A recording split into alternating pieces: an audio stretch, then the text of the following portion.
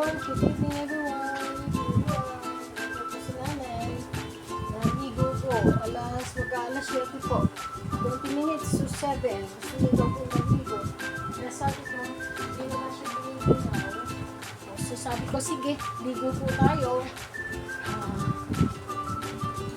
Ayan po.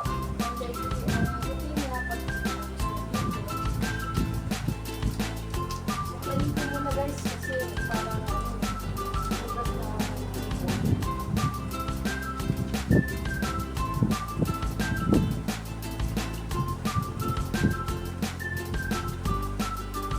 madalang po siyang maligo ng gabi. Kasi di po kasi yan kasi po pero kung may sabi po siya na maligo siya, pinapaliguan ko po. Hindi na po ako nagpapainit ng tubig. Nilalamisan ko na lang po yung likod at dibdib niya. Pagkatapos lumigo, lalamisan ko ulit ng healing oil. Ayan. Sabay dasal po. Ano mang kasakitan, maging kalakasan po ng pagpalit ko ng tanis. Ng hilo, ano mga nararamdaman. Okay. Tapos, sabi ko na po, pumapayag na siyang mag-lotion. Mag-lotion naman po si mother. Tingnan niyo. Yan sa'yo na yung lotion.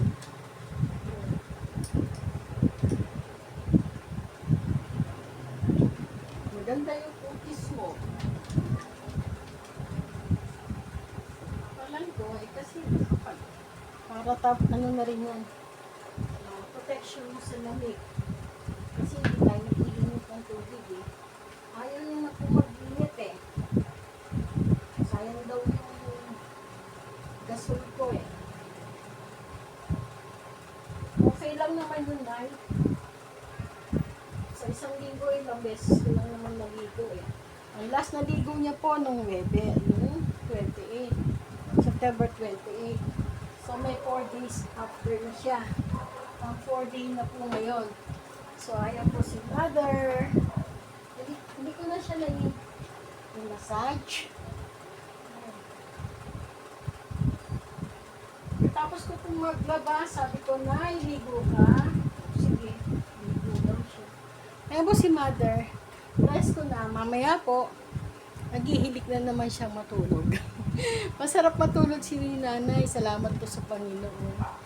See you next video guys. Marami po salamat sa panunood. Bye!